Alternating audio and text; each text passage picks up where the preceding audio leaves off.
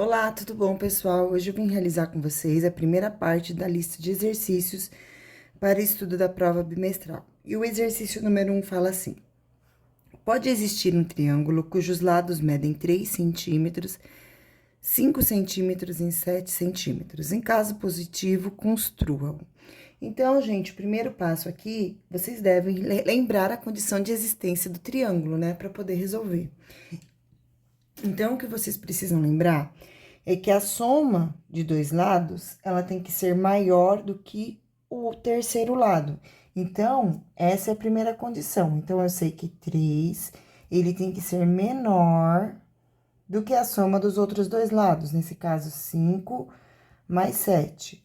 Logo, 3 tem que ser menor do que 5 mais 7, que é igual a 12. Como 3 é menor do que 12, eu tenho aqui como verdade. Vamos para a próxima condição agora. 3, que é o lado que eu estou analisando, tem que ser maior do que a diferença dos outros dois lados. Então, 7 menos 5. Então, 3 tem que ser maior do que 2, o que é verdadeiro também. Como as duas condições deram como verdadeira, significa que esse triângulo é possível de ser construído. Então, agora vamos construir. Toda vez que vocês forem construir um triângulo, vocês precisam ter régua e compasso, tá? O primeiro passo é pegar a régua e construir o maior dos lados dados. Nesse caso aqui, eu tenho o lado 3, 5 e 7. O maior de todos é o 7, então, eu vou colocar aqui, vou medir 7 centímetros com a régua, tá? Esse desenho, vocês podem realizar com lápis, tá certo? Especialmente na hora da prova. Então, 6, 7, vem até aqui. Então, eu construí aqui um segmento de reta de 7 centímetros. Depois que vocês constroem um segmento de reta de 7 centímetros, vocês vão pegar o compasso e com o compasso vocês vão pegar a medida dos outros dois lados, um de cada vez. Então, primeiro eu vou pegar de 3. Então, eu venho aqui na minha régua e meço 3 centímetros na abertura do compasso. Então, ó, meço 3 centímetros, pronto, medi. Agora, eu vou colocar o compasso, a ponta seca do compasso, em uma das extremidades da reta que a gente acabou de fazer.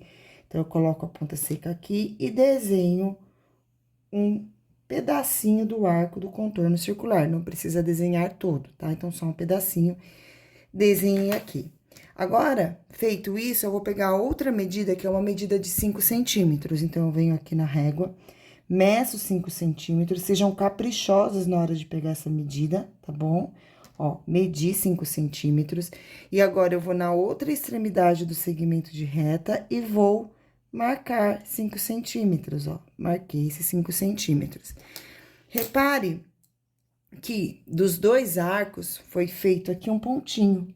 Esse pontinho aqui será o vértice do triângulo. Então, agora, eu vou ligar esse ponto às extremidades do segmento de reta. Então, eu ligo aqui e ligo aqui.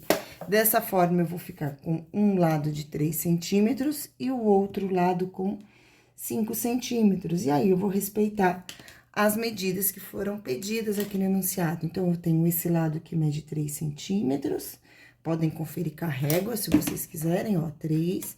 Esse outro lado que vai medir 5 centímetros e o lado maior que mede 7 centímetros. Vocês também podem colocar nome nos vértices, então, vocês podem chamar vértice A, B e C. E dessa forma, o desenho de vocês vai ficar bem completinho, tá bom? Vamos agora para o exercício 2. Pode existir um triângulo cujos lados medem 12, 13 e 9 centímetros. Em caso positivo, construam. Então, primeiro, vamos chegar à condição de existência. Então, eu sei que 12 tem que ser menor do que a soma dos outros lados, 3 e 9. 3 mais 9. Então, 12 tem que ser menor do que 3 mais 9, que é igual a 12. Pessoal, 12 não é menor do que 12. Então, essa daqui é uma afirmação falsa. Só de perceber que uma das condições já não serve, eu já sei que esse triângulo não vai existir. Se quiser fazer a outra condição, pode fazer, mas isso não muda nada. Se uma das condições é como falsa, esse triângulo já não existe mais. Eu vou fazer a outra só porque, por curiosidade, então 12 tem que ser maior que a diferença dos outros dois lados, que é 9 menos 3, 12 é maior do que 6. Esta aqui é verdadeira, mas como a primeira foi falsa, esse triângulo não existe, então não foi positivo, portanto, não vou construir esse triângulo, porque é impossível, esse triângulo é impossível de se construir. Agora, o exercício 3. Determine a medida da soma dos ângulos internos, então prestem bastante atenção, ângulos internos dos polígonos a seguir. Para vocês determinarem a soma dos ângulos internos de qualquer polígono, então a soma dos ângulos internos de um polígono, vocês sempre devem fazer número de lados menos 2 e o resultado vezes 180. Então, isso aqui é uma fórmula, isto aqui nunca muda. Em aula, eu fiz com vocês a dedução dessa fórmula, nós fizemos juntos, nós fizemos as demonstrações, por que é que essa fórmula é válida, tá? Se alguém tiver dúvida e quiser perguntar na sala de aula, pode me procurar. Então, soma dos ângulos internos de um triângulo é igual ao número de lados menos 2 vezes 180. Então, sempre essa fórmula aqui. Heptágono, pessoal, é uma figura que possui 7 lados, certo? Então, agora, para saber a soma dos ângulos internos, eu vou colocar na fórmula. Então, SI é igual a N, que é o número de lados, nesse caso, são 7, menos 2, que é da fórmula, vezes 180. Logo, SI será igual a 5 vezes 180. Vou armar essa continha aqui. 180 vezes 5. 5 vezes 0, 0. 5 vezes 8, 40, vão 4. 5 vezes 1, 5, mais 4, 90. Então, a soma dos ângulos internos de um heptágono é igual a 900 graus. E um decágono. Decágono, pessoal, é uma figura que possui 10 lados. Então, a soma dos ângulos internos de um decágono será igual. Então, N, que nesse caso é igual a 10, menos 2 vezes 180. Então, a soma dos ângulos internos de um decágono é igual a 8 vezes 180. Vou armar essa continha aqui também. 180 vezes 8. 8 vezes 0, 0. 8 vezes 8, 64, vão 6.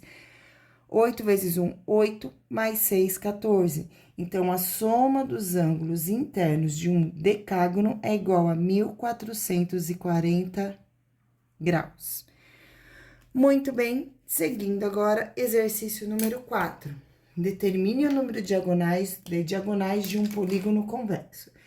Então, pessoal, número de diagonais. Então, toda vez que vocês quiserem saber o número de diagonais de um polígono, nós também estudamos e realizamos a dedução de uma fórmula. Então, também existe uma fórmula que diz que as diagonais de um polígono é igual ao número de lados vezes o número de lados menos 3 e tudo isto aqui dividido por 2. Esta fórmula que vocês precisam saber na hora da prova, tá bom? Então, vamos seguir aqui. Vou começar. D vai ser igual. Então, no lugar de N, eu vou colocar o número de lados, e nesse caso são 20 lados. Então, D é igual a 20 vezes N de novo. Então, 20 menos 3 dividido por 2. Então, D será igual. Eu vou realizar aqui uma simplificação, certo?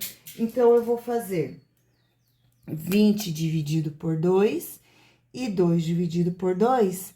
Dessa forma, eu tenho que 20 dividido por 2 é igual a 10, vezes 20 menos 3, que é igual a 17. E 2 dividido por 2, que é igual a 1, então eu não preciso mais pôr. Portanto, um polígono de 20 lados vai ter a quantidade de 10 vezes 17, 170 diagonais, tá? Então, o número de diagonais de um polígono com 20 lados é igual a 170. Vamos agora ver quantas diagonais tem um polígono de 18 lados. Então, D será igual a 18, que é o número de lados, ó, vezes 18 de novo, menos 3 dividido por 2. Simplificando, eu vou fazer de novo, ó, 18 dividido por 2 e 2 dividido por 2. Portanto, D será igual a 18 dividido por 2, que é igual a 9, vezes 18 menos 3, que é igual a 15. Então, agora eu vou realizar esta multiplicação aqui. Então, eu vou fazer 15 vezes 9. 9 vezes 5, 45, vão 4. 9 vezes 1, 9, mais 4, 13. Então, um polígono que tem 18 lados possui 135 diagonais, ok? Seguindo, agora vamos para o exercício número 5, tá? Assim, pessoal, antes de começar o 5, um detalhe. Se vocês quiserem fazer 18 vezes 15, depois dividir por 2, pode também, não tem problema nenhum, tá certo? Eu prefiro simplificar porque eu considero mais fácil. Vamos agora para o exercício 5. Em uma urna existem bolas enumeradas de 1 a 20. Qualquer uma delas possui a mesma chance de ser retirada. Determine a probabilidade de se retirar uma bola com um número nas seguintes condições. Então, primeiro com um número ímpar. Gente, primeiro passo, eu vou colocar aqui o meu espaço amostral, que eu vou chamar de S, tá? Então, o espaço amostral, que são os números de 1 a 20. Então, aqui eu tenho o número 1, 2, 3, 4, 5, 6, 7, 8, 9, 10, 11, 12, 13, 14, 15, 16, 17, 18, 19 e 20. Gente, quando vocês forem resolver problemas de probabilidade, é sempre importante que vocês visualizem o espaço amostral. Precisa escrever o espaço amostral inteirinho? Não necessariamente. Porém, dependendo da complexidade do exercício, ele vai se fazer necessário, tá? Então, aqui, pessoal, vamos lá. De ser um número ímpar, qual é a probabilidade? Então, vocês sempre devem colocar casos possíveis e casos favoráveis. Então, número de casos possíveis e número de casos favoráveis. Quais são os casos possíveis? Todos esses números que compõem o espaço amostral. Nesse caso, são 20 números. Quais são os casos favoráveis? Os números ímpares. Então, quantos números ímpares nós temos, né? 1, 2, 3, 4, 5, 6, 7, 8, 9, 10, né? Que é a metade. Então, eu tenho 10 números ímpares. Esses são os casos favoráveis. Próximo passo para vocês colocarem o resultado da probabilidade é escrever esse número em forma de porcentagem. Existem vários caminhos para vocês conseguirem chegar nesta solução. O que eu considero mais prático, mais fácil, é fazer, nesse caso, 10 sobre 20, fazer 20 vezes 5, porque 20 vezes 5 vai ser igual a 100, e aí a gente já tem a porcentagem, né? A maioria das pessoas gosta de fazer a divisão. Então, é o que eu vou fazer, ó. Aqui eu vou simplificar 0 com 0, vai ficar 1 dividido por 2. 1 sobre 2, que é equivalente a meio. E também a maioria de vocês já sabem que metade de 100% é 50%. Então, meio é equivalente a 50%. Ou seja, eu tenho aqui a probabilidade de 50% de ser retirado uma bola e essa bola ser um número ímpar. Outra forma de fazer é pegar o 1 e dividir por 2. Então, eu tenho 1 que é menor do que 2, coloco 0, acrescento 0. O número que eu faço vezes 2, o resultado é igual a 10, é o 5, 5 vezes 2. Então, dá 0,5 vezes 100. E, de novo, nós vamos chegar aqui no 50%.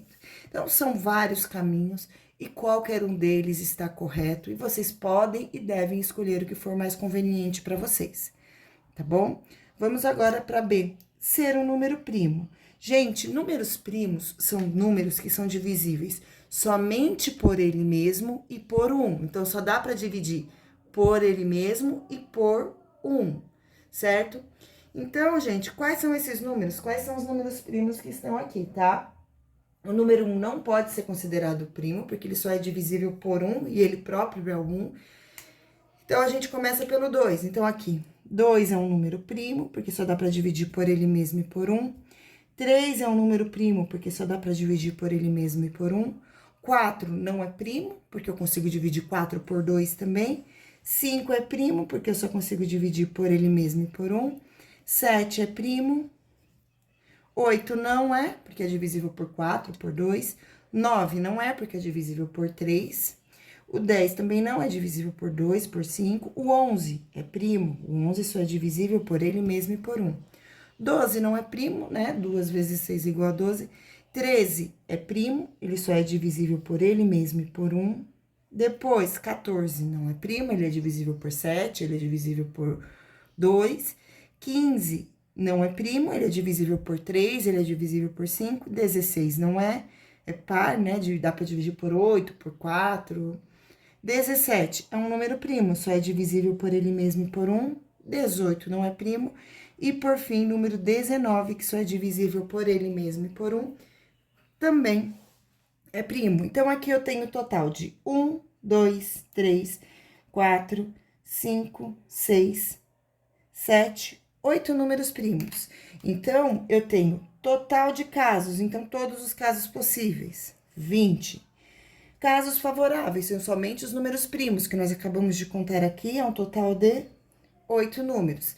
Agora, eu vou fazer 8 dividido por 20 e o resultado multiplicar por 100. Ou ainda fazer vezes 5 vezes 5, e aí a gente chega numa resposta também. Então, eu vou fazer 8 dividido por 20. 8 é menor do que 20, então eu não tenho valor na parte inteira, coloco 0, e acrescento 0. Número que eu faço vezes 20, o resultado é igual a 80, é o 4. 4 vezes 20 é igual a 80, menos 80 resta 0. Então, aqui, 0,4, que agora eu vou fazer vezes 100. 0,4 vezes 100, que vai dar um total de 40%. Então, a resposta desse exercício fica sendo a chance de tirar um número primo entre esses valores é de 40%. Muito bem, pessoal, essa foi a primeira parte da nossa videoaula, né, de estudo para a prova. Eu vou gravar uma nova parte, agora somente com a parte de estatística, tá? Um beijo para vocês e tchau.